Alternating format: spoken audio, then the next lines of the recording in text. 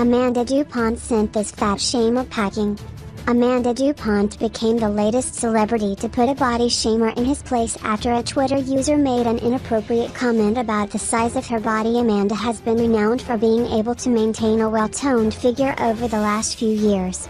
2017 has shown us that beauty comes in different sizes, but it's fair to say that Amanda has consistently maintained a slender shape for as long as we've known her in local entertainment.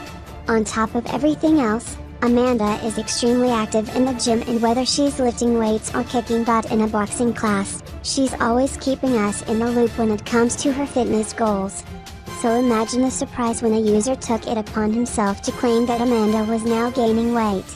Never mind the rudeness of the suggestion, because it's really none of anybody's business, but he was completely off the mark too.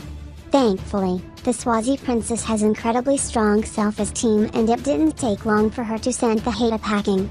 And she did it without shaming anybody who identifies as fat either.